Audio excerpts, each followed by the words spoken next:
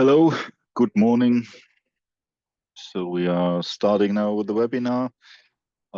Just give us a few seconds to half a minute to let everybody join from the waiting queue to get into the webinar. And in a few seconds, we can then start with our last webinar for this year, as we discussed a few minutes ago. So unfortunately, I don't have a candle with me, but hopefully we will all see you in our next webinar in the next year as well.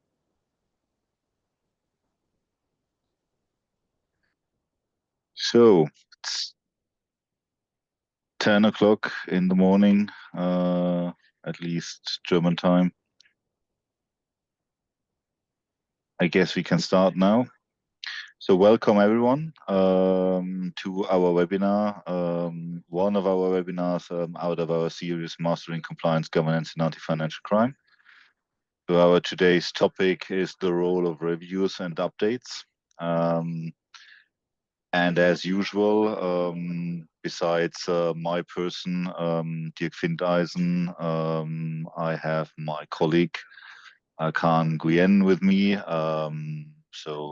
As we guide everyone through our webinars, at least on all our webinars this year, I'm happy to have her with me in this webinar, and we will switch in between Khan and me.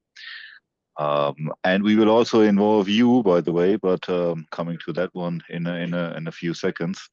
So maybe just a short introduction about MSG. So we are one of the top 4 ranked consultants within the German-speaking countries. But besides Germany or the German-speaking countries, we are active in more than 32 countries globally, with more than 40 years of experience, supporting our customers with more than 13,000 consultants, and generating a revenue of approximately 1.4 billion. Was at least the turnover in 2023. It's a private company, and we are supporting 12 key industries. One of them is banking, another one is insurances. So we are covering the full range of financial service institutes or institutions as well. If I'm always telling or saying we, I mean Rethink Compliance. We are the anti-financial crime compliance experts within the MSG group. So focusing mainly on AML, CFT, the whole KYC processes, as well as anti-bribery and corruption, with all the overlays and interdependencies with fraud detection and fraud management. So that's only an introduction on us, introduction for this webinar. For those of you who joined the first time, we also would like to get your opinion to some of the questions we will raise in this webinar.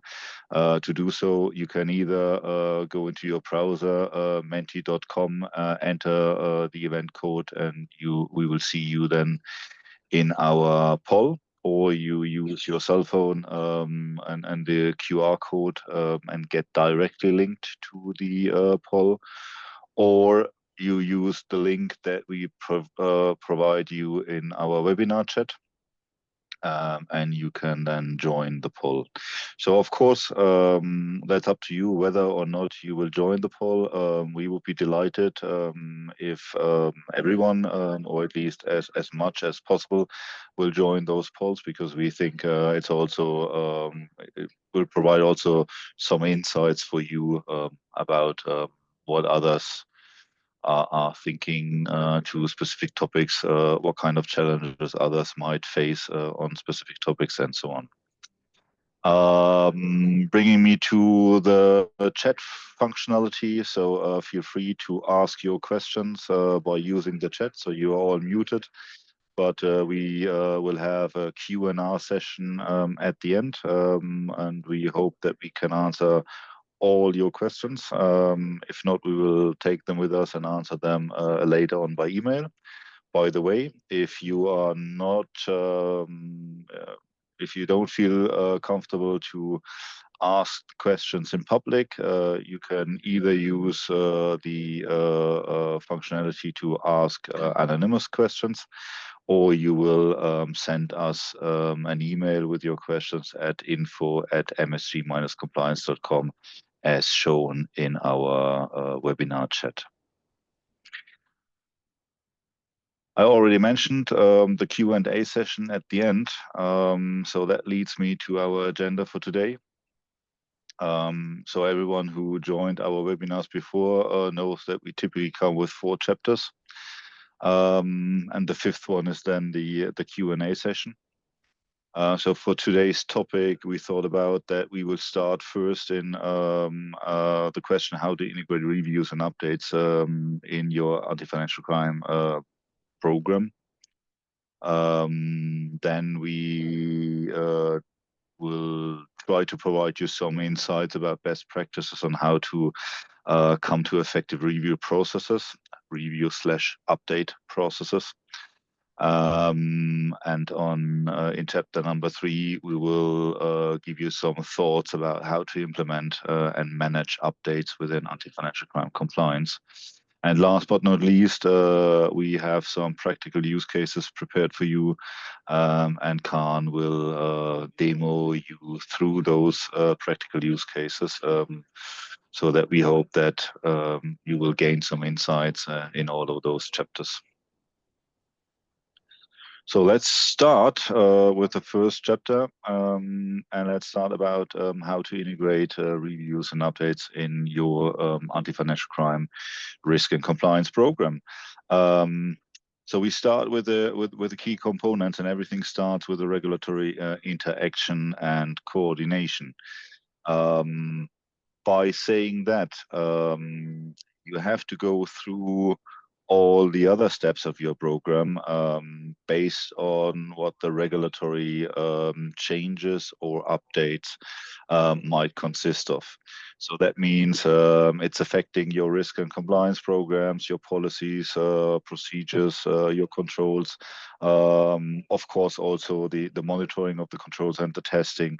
It might affect the management reporting, it might affect the training, and of course it might also affect the technology that you are using to stay compliant and to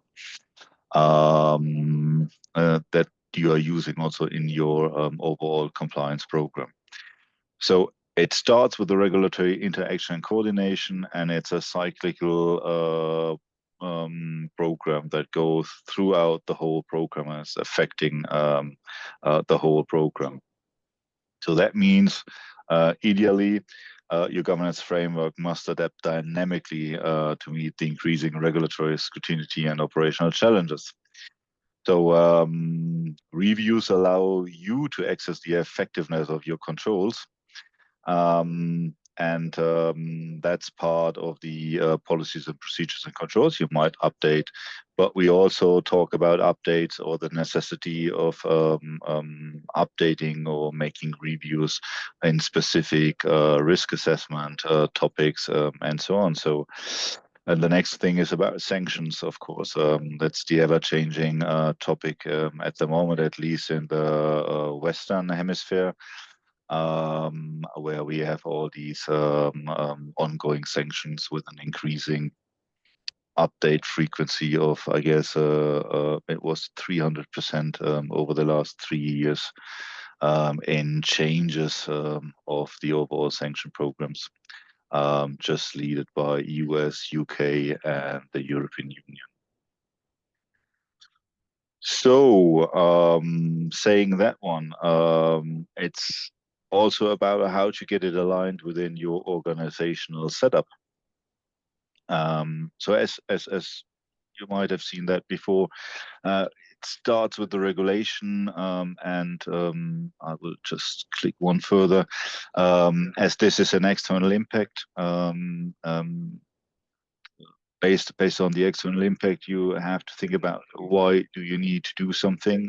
That's typically covered in your policy documents, where you have your control objects covered. and out of your policy you have one or more procedures answering the questions, what do we need to do exactly, and how we like to do it within our group of companies, within our entity or whatsoever. And that's what you typically say, what's your standard is about, and how you derive your standards. And well, that's only for the external impact. Of course, you can also have internal impacts by your third line of defense. You can get internal impacts by your first line of defense. So that's covering as well the topic of how to review, how to manage reviews, and how to manage updates. But let me also give you more connectivities here. So your risk analysis is about your controls objects, referring to the policies.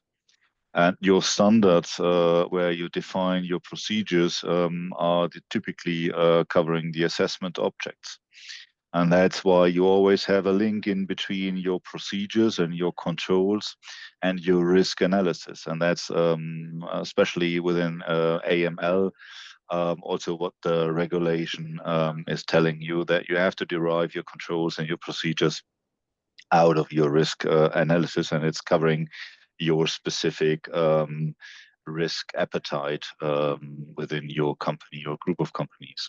I would also focus your view on the lower corners, where it's about the effectiveness of your controls on the one side, where you then have to go into the monitoring and testing of your controls. And on the other side, on the effectiveness of the mitigation strategies that you are using within your assessment to lower the kind of risk your organization is threatened by.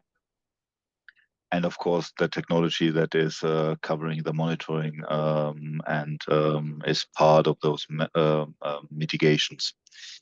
And why I'm addressing this one, if we talk about backtesting, for example, it's about the effectiveness of your mitigations. Backtesting derives with improvement requirements. It's an internal impact that will be looped back to your controls and to your procedures and also to your technologies. The effectiveness testing of your controls that you're doing on the other corner will also provide you improvement options as an internal impact. So it's when we talk about updates and talk about reviews, it's not only about having an external impact as the beginning, it's also about internal impacts. So at the end, and what we try, what I would like to show you here is on how to align your anti-financial crime governance with your organizational risk appetite and how it's interconnected together, as we then can define what kind of building blocks do we need if we come to how to structure a review process and how to handle and manage and implement a review process. So sorry for that one. The first questions are coming in, and we would like now to ask you some questions by using the poll. So please join us, and I'm handing over to Khan. Thank you, Dirk. Yeah, I would like to give you some seconds so that you are able to see the information on screen. But as we already mentioned in the beginning, you always find the direct link in the chat.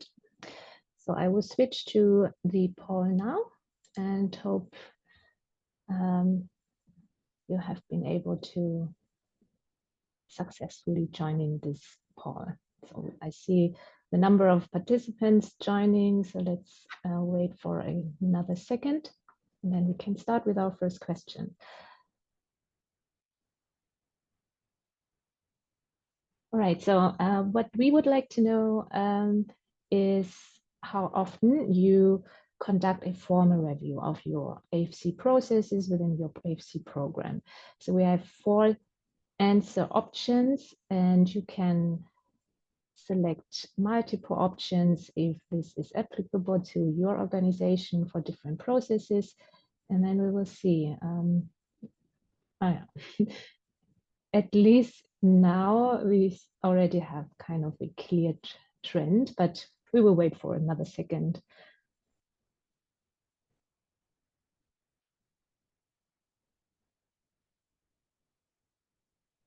Let's see whether we see some further movements. I was muted, so sorry for that one. I was already mentioning it's not really surprising to have this result, because at least from a regulatory perspective, it's required to have at least an annual review of your risk analysis. That's for sure. So, and I know those processes on our client sides, where you always have an annual process to get everything updated and reviewed. I guess it's not changing anymore. So. No, yeah. We can continue with the next question. So we are also interested in the question of what primary driver you have for internal updates of your AFC program. So here we have different options, but we would like to know what the primary driver is. So please select your number one driver. And we will see a ranking of these answer options.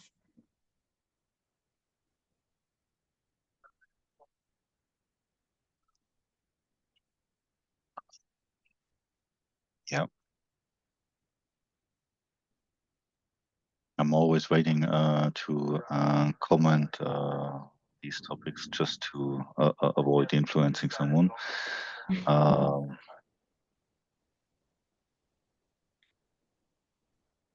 I guess the back testing is dramatically underestimated, which is not surprising to me, at least. The regulatory changes are a reactive topic, as well as internal and external audit feedbacks. Of course, I'm just wondering that the internal audit findings is on the second place. I would have assumed that the external audit feedback would be rated first, because at the end, that's at least what I'm always joking about. At the end, it's not really about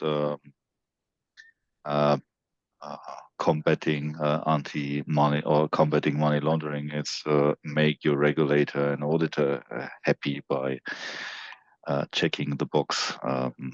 So that's what surprises me a little bit. But yeah, thank you. Great.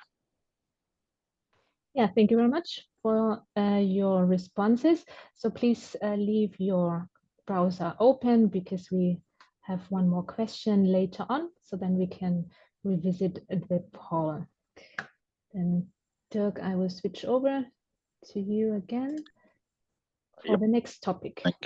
Thank you. So second chapter is about how would an effective process can look like, and I would say up front, so you better have a structured process to ensure the consistency and reliability of your reviews and updates.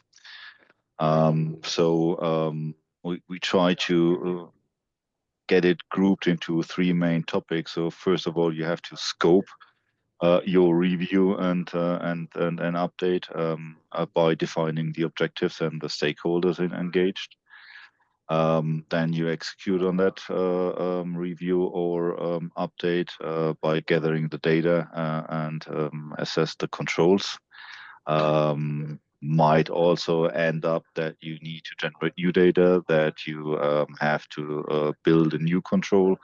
So it's not only about looking back and gathering stuff, but it's all can also end up in defining the future of your, let's say, data logistics, and so on that you need. So for example, if you have an update, a regulatory update that is now focusing on data topics that you at least haven't had used in the past, you need to think about how to get this data, how to gather this data for the future, and that might also end up in adopting your core banking system or finding new questions for questionnaire solutions and so on and so on.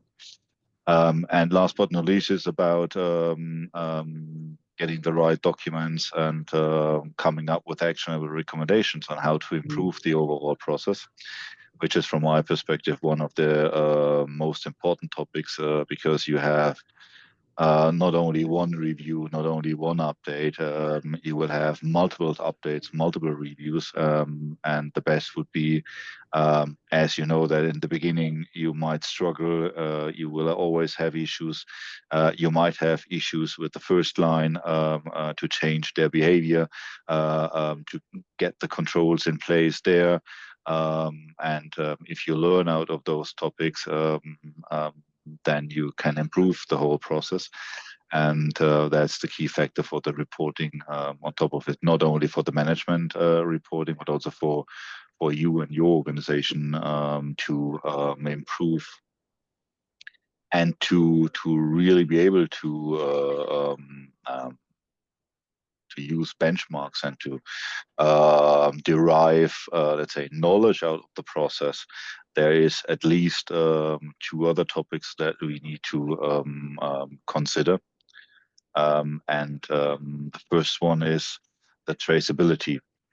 So not only from a regulatory perspective and to answer questions from internal or external auditors about how you plan to implement a new regulation, how did you update those reviews, how did you do this or that. The traceability of the whole process is key.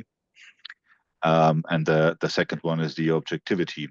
So if you really focus on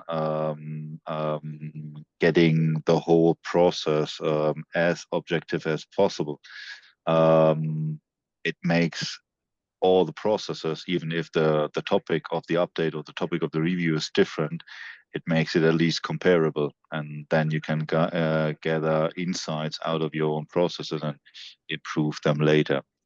So from our perspective, that's how to build a review framework, at least with those 5 components: scoping, execution, reporting, traceability, and objectivity.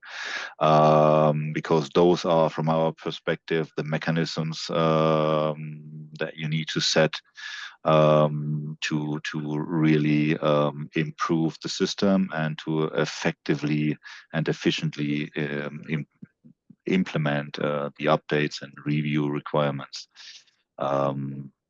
that are challenging you. What are the best practices here? It's really using technology, of course. Why is that?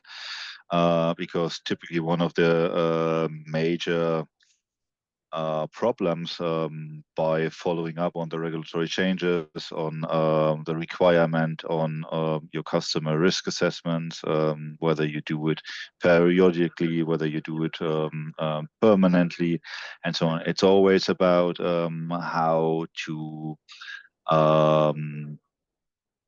engage with the staff that you have and how to utilize the staff as best as possible. And typically you will find out you need to get more stuff in your departments, which is, of course, coming to some other challenges. And you can avoid that one if you embed technology in your reviews.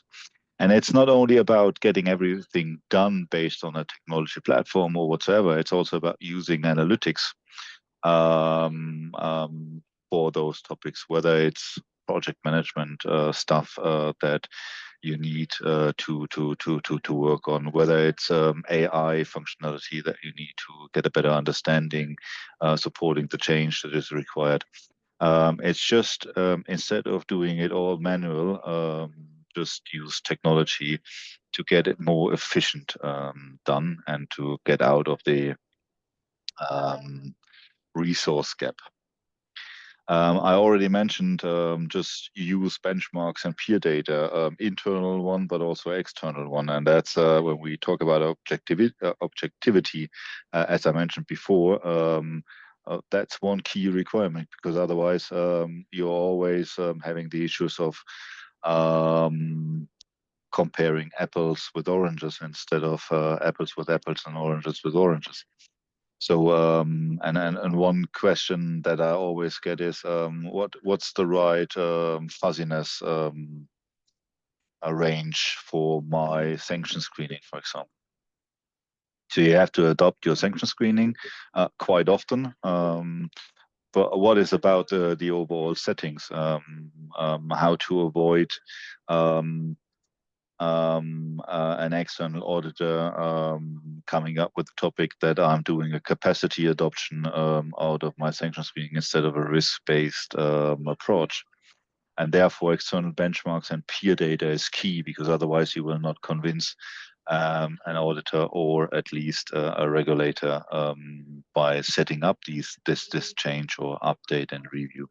So external benchmarks are key and underestimated from my perspective for an not only efficient but also from an effective updating and review process.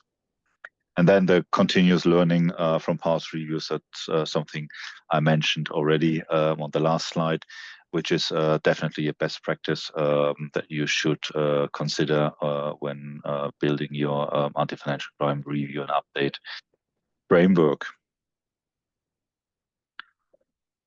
And not that easy, obviously. Otherwise, we wouldn't have that many participants in this webinar today.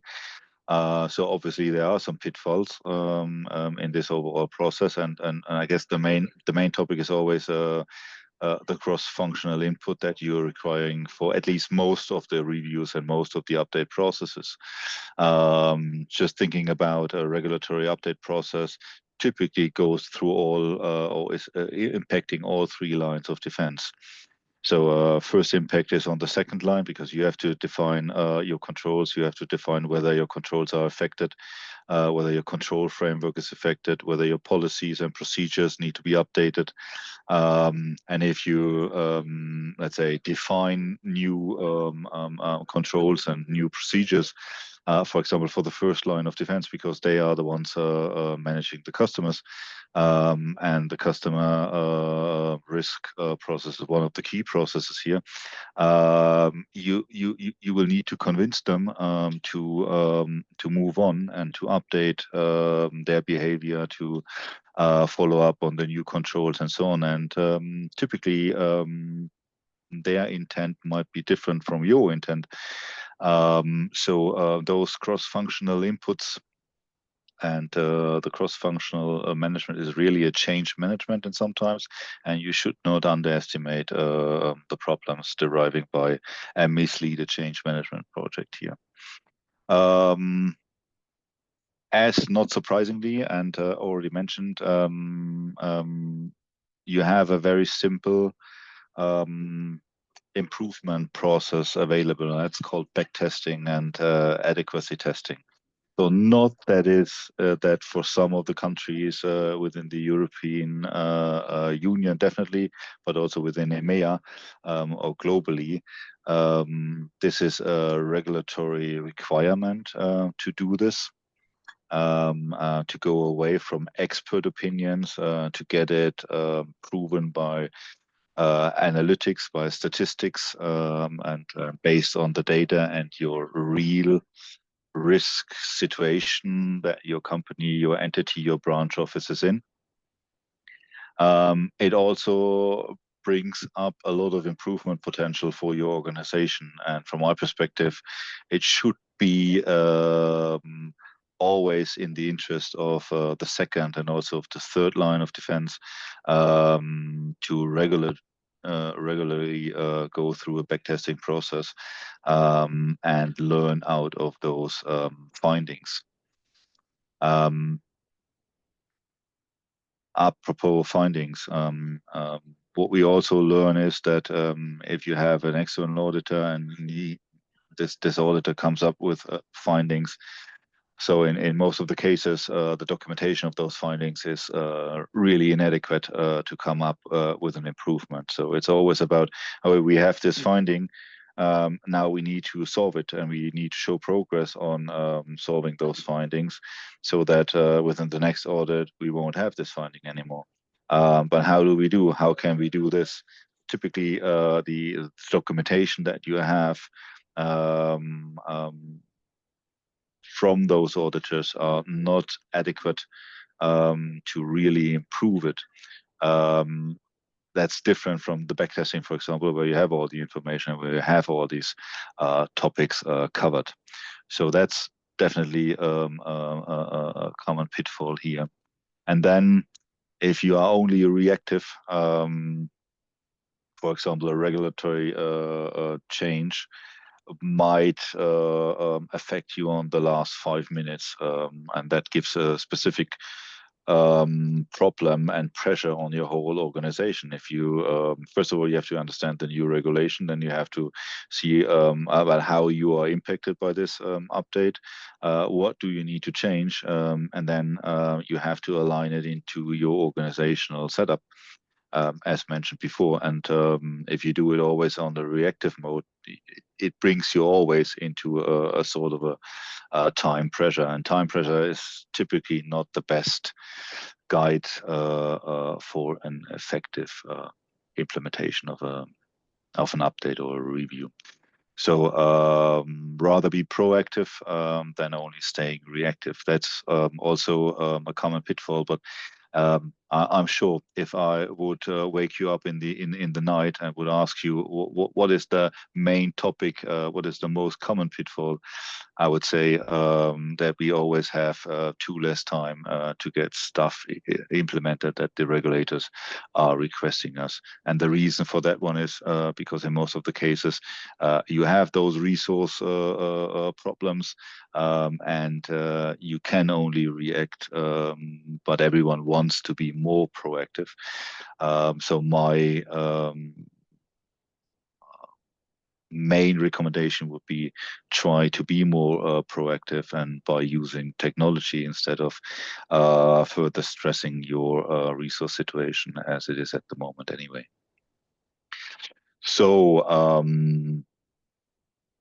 I guess we come to the third chapter.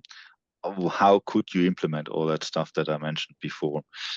And let's go to this topic as well. So first of all, you have different triggers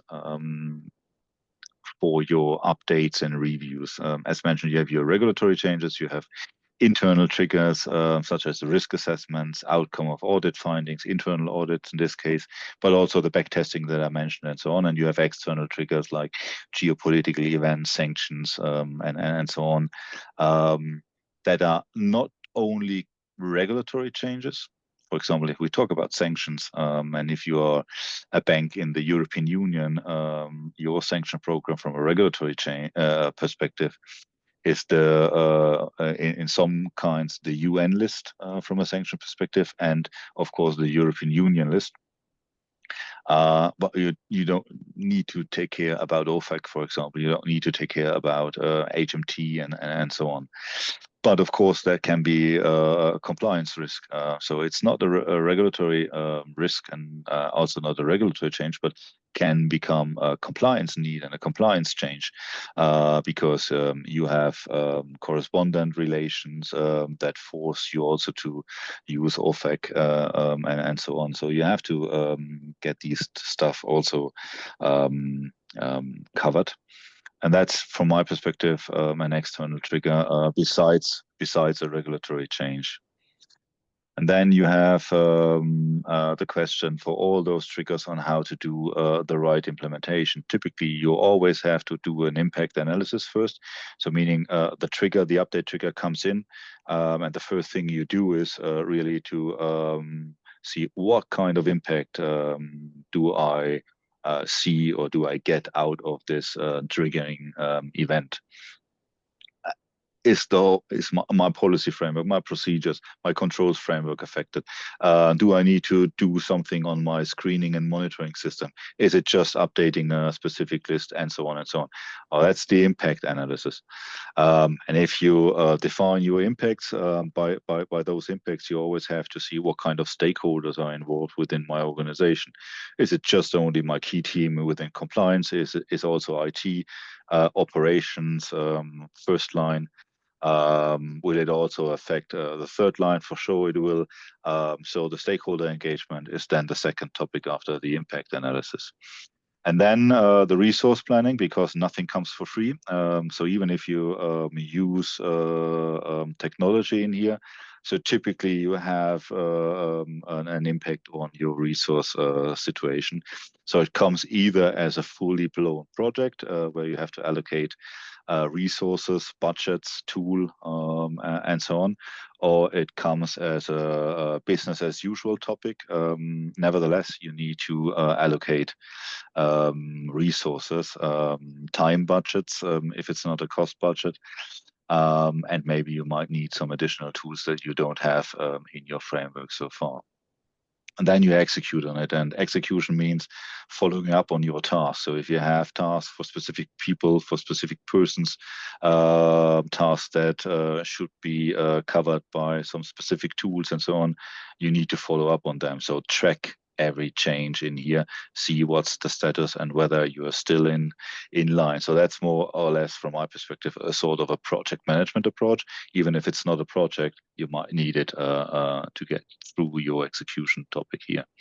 And as mentioned before, it's all about change management. So training, education, and communication are key in here. So you better have sort of reportings, a sort of information or informational dashboards about the progress and so on that you can use for your training and for your education of not only the team members within the project or within the BAU implementation, but also for the first line and the overall requirements to get it aligned within your organization.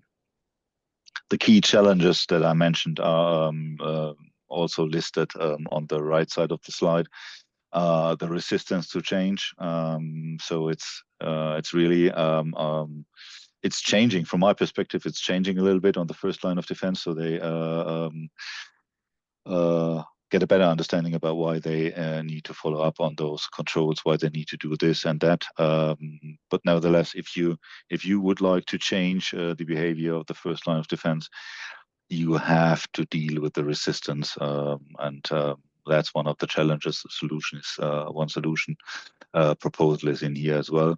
The resource constraints, I already mentioned that one, and the complexity of the overall integration, because it's typically not that you push on a button and then everything flows its way.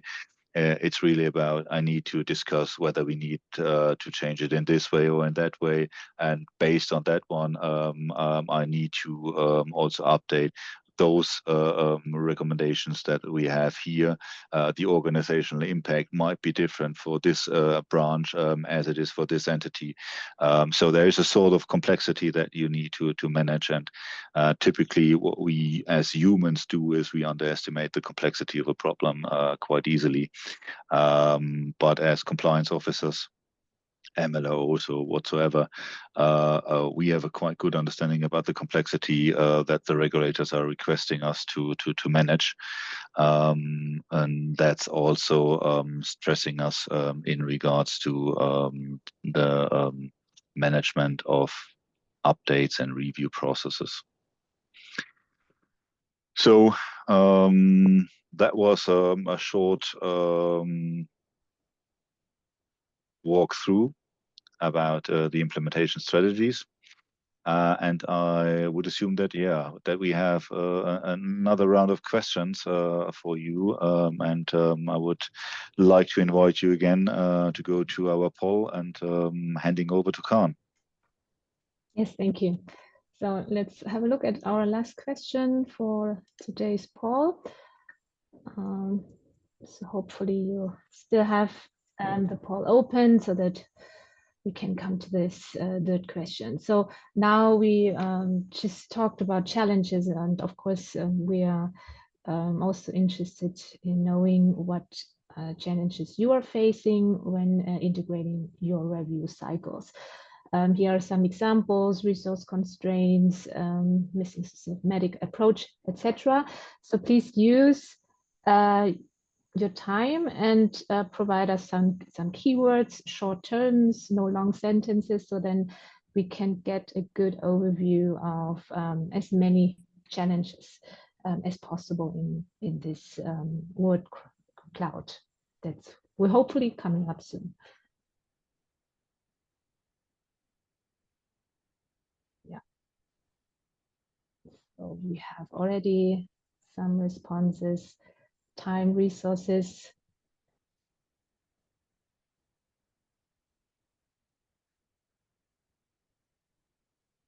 Okay, security reasons is also interesting. I don't know. Okay, I mean, yes, as a challenge, of course. I guess the main is really resources, as mentioned. And I guess if I might say that one, it's the big difference between what is happening in the Americas, what is happening in EMEA and in Asia Pacific. That within Asia Pacific and in the Americas, the overall tooling question in getting much better automation done and using more technology started earlier than it starts as it started in the EMEA region. So EMEA is always very staff related, whereas in the other areas of the world it's changing. So it's not about getting rid of the stuff involved. Well, that would be the wrong interpretation. It's really about getting more and more of the investments into the technology layer, into get things automated, and instead of doing it harder, doing it smarter, as I'm always saying. So and that's shown here definitely. So resources, resource constraints, it's by far the key topic in here. Yeah, quite interesting. I'm not sure whether within our question we have some biased responses, but I guess I would assume so. Yeah. But at least I guess this is still reality, what we also observe in our daily work. Great. So thank you very much again. Hope it was also insightful for you. And now we can head over to our last topic, which is the practical use case, which I would like to guide you through. Yeah, so the main focus is actually to show you some use cases, how you can utilize technology in order to, maybe improve your review process, but also especially to identify the triggers that you don't end up doing everything at the end of the year. So maybe you can also refine and reallocate the resources during the year and already doing some updates that are required so that, you can utilize the existing resources much effectively.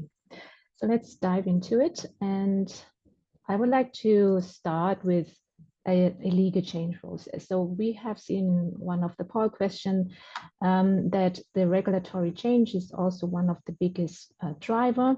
So if you use technology enterprise solution that helps you to monitor regulatory changes and provide you alerts, that would also already take away some of manual efforts, time-consuming tasks, so that you are still effective in the monitoring of new regulatory changes without so much manual efforts.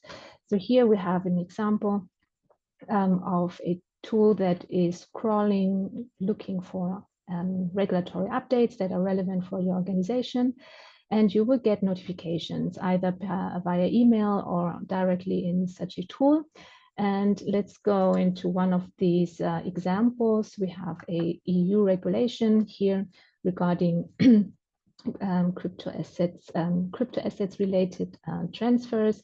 And you also see what is also very helpful to integrate with that legal change management process is to have an automated gap impact analysis, so that the main first manual part is taken away from you, so that you can really start and focus your time more on a more detailed or on the analysis which require more depth. So here you could have an automated gap analysis being done for the new regulation, and the results still need to be reviewed by a human. So because of course we have regulatory requirements on AI technology that we use in our relevant processes. But as you can see here in our example, we have already some main information coming from that regulation that's also being extracted from an AI component. So you got the main information, but you also have summary, for example, on the impact of the new regulation.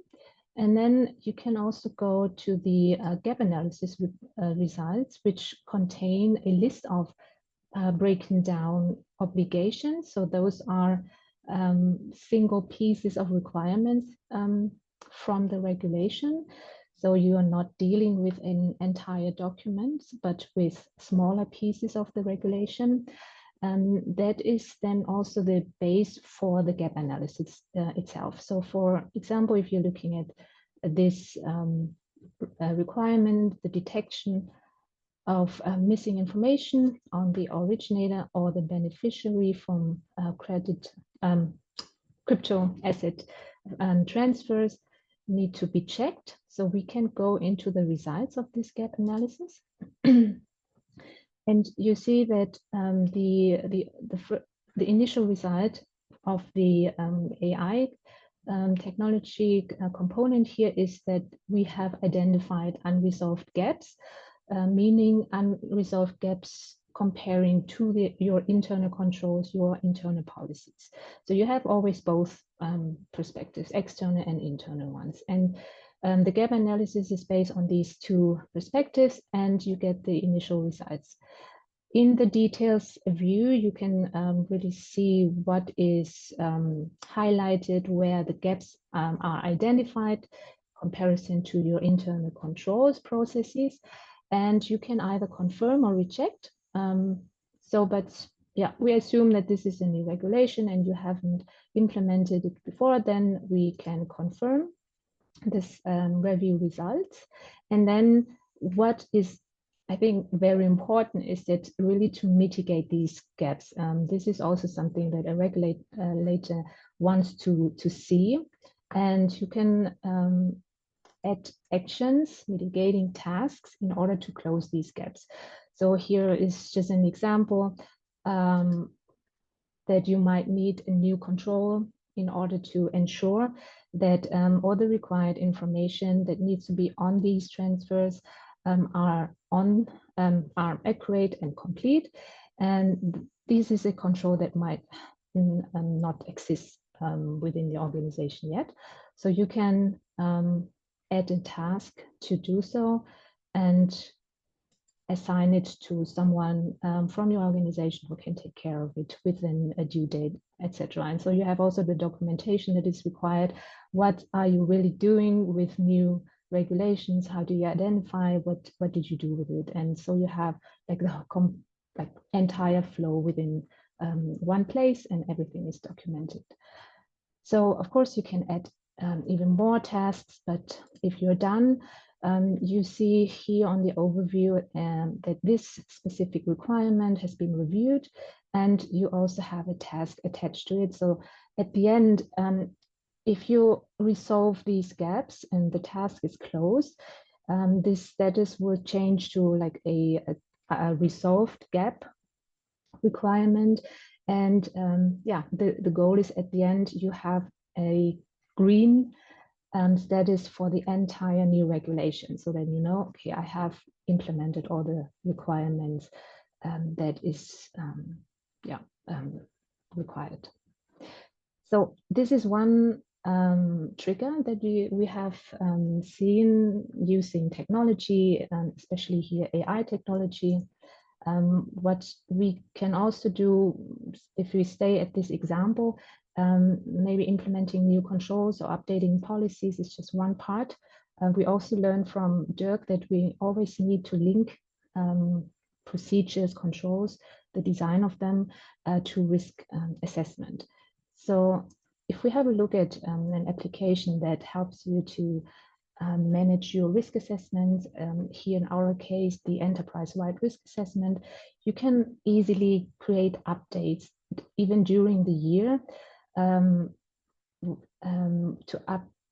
reflect all the external and internal changes that have impact on your enterprise-wide risk assessment. So if we go into the risk model, here just really simple example, we have our 5 typical dimensions or categories for the anti-money laundering risk. And we do have the risk factors under each category. So now when there is a new regulation, you might want to add new risk factors, and that is super easy. You just create a new version of your current risk model so that you also have these historical changes that is documented in an audit-proof manner in your system, and then just add a new risk factor, for example.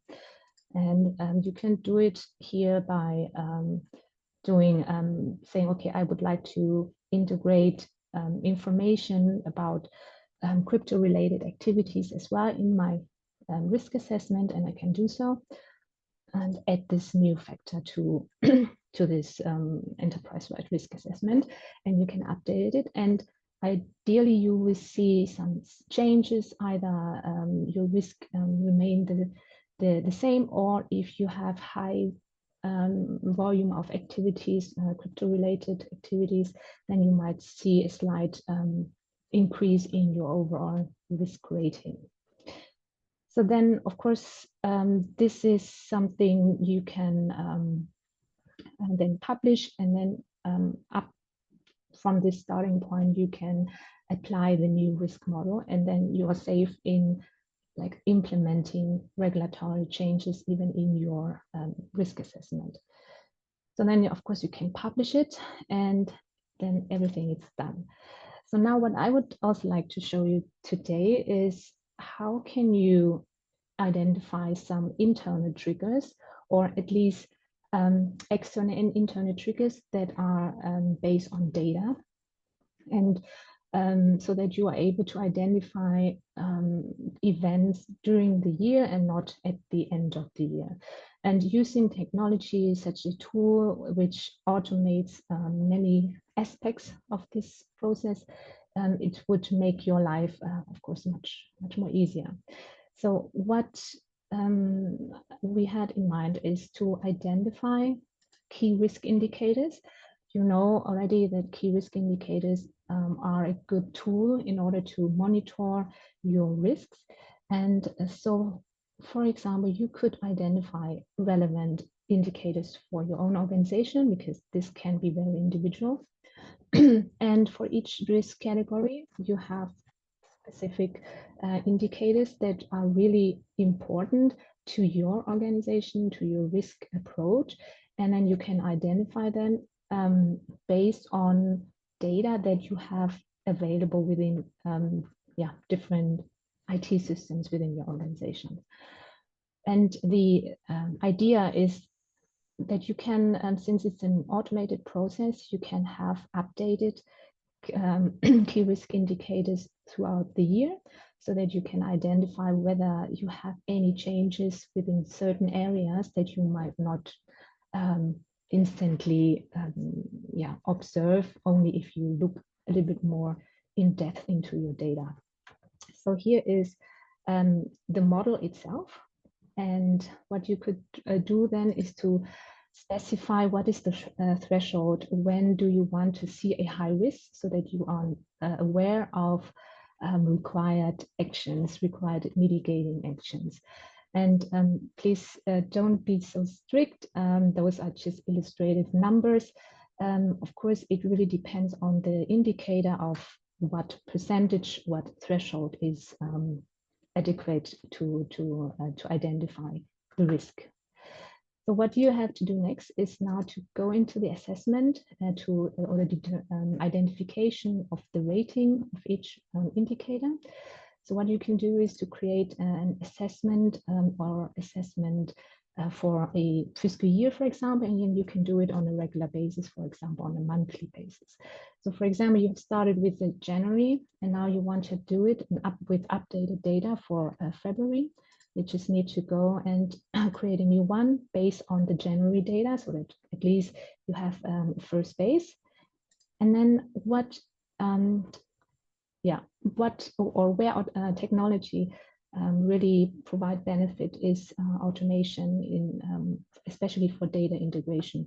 So if here are all the information that you would provide in order to assess the key indicators, but if there is like a possibility to get these data automatically into your system, that's the situation that we are looking and aiming for. So you either can import a data that can be extracted from another system, or it can even push via an automatic interface, so that you don't even have to deal with files, CSV files, or Excel files, etc. So if you now update with most up-to-date statistics, then you might have a different number that can lead to a change in risk. And again, please, if your organization has more than 80% of high-risk customers, I think then we have another problem, but it's just to illustrate that a risk can change based on the data behind it. And what you can do there is also now to create mitigating actions. So you never stop there. So you identified a trigger, and you need to prove that that you need to do something. So you can first look into what processes or procedures, controls are currently related or already mitigating this key risk indicator. And then what you can do then is to create these tasks. So for example, you can, of course, create a task to implement a new control, or to adapt an existing control to adapt to this higher risk situation. Or here's just an example. Maybe there's also something wrong in the classification itself of review of high-risk customers. So there might be also methodology improvements that can be looked into. Right, and then after that, if you go back, you have now also like historical changes from your indicators. And then you can go to the report and see like different timelines and see where do I have high risk, and can also then go directly and I see, okay, I have, and at least unacceptable high risk or number of high risk customers, or the volume of cross-border transactions are higher than I expect, and I need to look into it. So that's the idea of this utilizing key risk indicators maybe in your review cycle update process.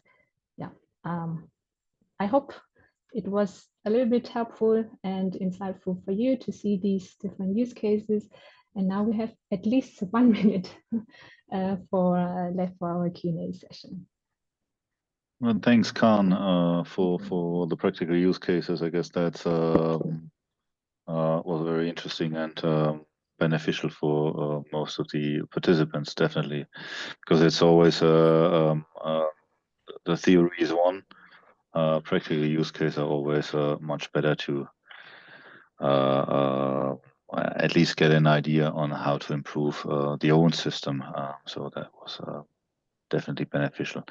So I got some questions, and we try to answer them already within the chat. So one was about whether this legal monitoring that you saw is limited to a specific regulation or to a specific region. So first of all, no, it's not so. It's not only showing its usability within AML, but also within other regulatory spaces. So we use it also for environment, health, and safety topics, for example, outside of the financial service industries, and it's working there as well. We have not a language problem from an understanding perspective, but as we are using large language models in the core, of course, you know that there are dependencies to specific languages. So as more often a language or as more documents out there in a specific language, as better is the quality of the language understanding. So that's a valid, whether you like it or not, but English documents or English-speaking documents are much easier to automate than, I don't know, a document in Zulu in South Africa. So that's definitely something we can say here. But it's in usage or can be used all over the globe. That's for sure. So let me see whether we got some other questions. Just scrolling through, I covered them mainly. No, not that case. So if you still have questions, and of course after downloading the slide deck and so on, you might raise some new questions. Feel free to send us your questions at info@msg-compliance.com as shown in the chat.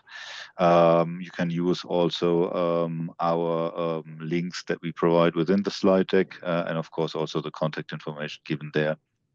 Thank you all for spending your time with us today. It's the last one for this year. Hopefully we see you all next year again. And meanwhile, we wish you all the best for the upcoming season. And also, we are in the beginning of December. All of you, some happy holidays, and hope to see you back soon. Thank you all, and thanks, Khan, for the presentation. Great. Bye.